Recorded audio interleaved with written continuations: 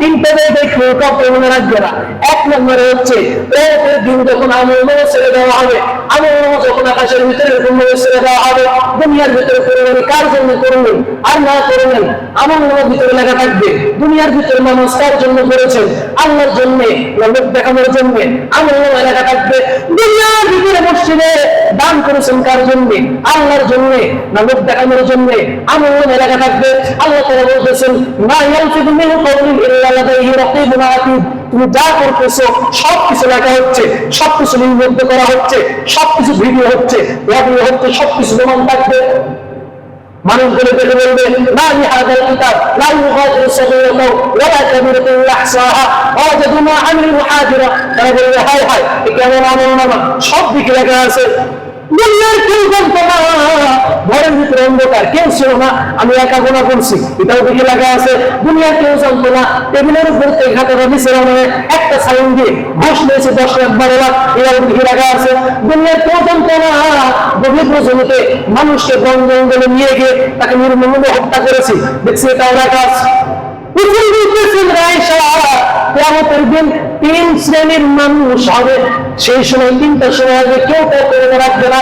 নবীজি বলতেছে এ দুনিয়ার মানুষেরা, মানুষ যখন কিয়ামতের দিন উত্তোলন করা হবে, খালি পায়ে উলঙ্গ অবস্থায় খতনাহীন অবস্থায় উঠবে।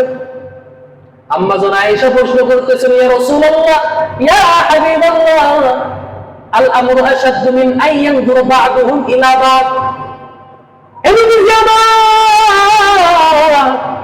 মানুষ যে কিয়ামতের দিন উলঙ্গ অবস্থায় খালি পায়ে খতনাহীন অবস্থায় উঠবে, একজন কি আরেকজনের দিকে তাকাবে নাকি?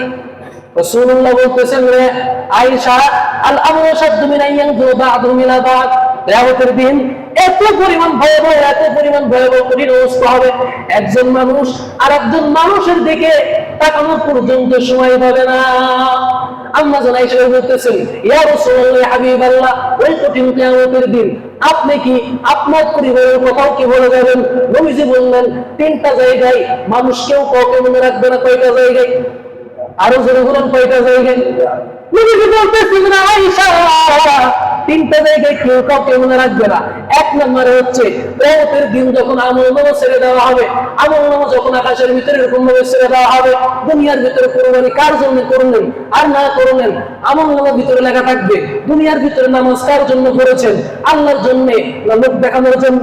আমলনামায় লেখা থাকবে দুনিয়ার ভিতরে মসজিদে দান করেছেন কার জন্য, আল্লাহর জন্য না লোক দেখানোর জন্য। আমলনামায় লেখা থাকবে আল্লাহ তাআলা বলতেছেন মা ইয়ালফিযু মিন কাওলিন ইল্লা লাদাইহি রাকীবুন আতীদ। তুমি যা করতেছো সবকিছু লেখা হচ্ছে, সবকিছু লিপিবদ্ধ করা হচ্ছে, সবকিছু ভিডিও হচ্ছে, অডিও হচ্ছে, সবকিছু প্রমাণ থাকবে। মানুষ বলে দেখে বলবে মা লিহাদাল কিতাব লা ইউগাদিরু সাগীরাতাও ওয়ালা কাবীরাতাও ইল্লা আহসাহা ওয়াজাদু মা আমিলু হাদিরা। তারা বলবে হায় হায় এ কেমন আমলনামা, সব দিকে লেখা আছে। দুনিয়ার কেউ জানতো না, ঘরের ভিতরে অন্ধকার, কেউ ছিল না, আমি একা গোনা করছি, এটাও দিকে লেখা আছে। দুনিয়ার কেউ জানতো না, টেবিলের উপর থেকে খাতাটা নিচে নামে একটা সাইন দিয়ে ঘুষ নিয়েছে 10 লাখ 12 লাখ, এটাও দিকে লেখা আছে। দুনিয়ার কেউ জানতো না গভীর জমিতে মানুষকে বন জঙ্গলে নিয়ে গিয়ে তাকে নির্মমভাবে হত্যা করেছি, দেখছি এটাও লেখা আছে।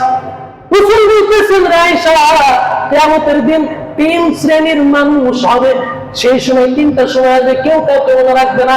1 নম্বর সময় যখন আমলনামা ছেড়ে দেওয়া হবে, আমলনামা যখন ছেড়ে দেওয়া হবে, নবীজি বলতেছেন মুমিন নেককার বান্দা যারা তাদের হাতগুলো সামনের দিকে থাকবে, আল্লাহ পাক রব্বুল আলামিন তাদের আমলনামাগুলো তাদের ডান হাতের ভিতরে দিয়ে দিবেন, উড়ে এসে তাদের হাতের ভিতরে পড়বে, ডান হাতের ভিতরে।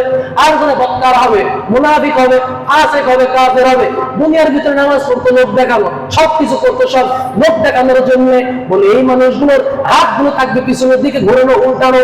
বলে যে এই মানুষের আমলনামাগুলো পিছনে বাম হাতের উপরে এসে পড়বে।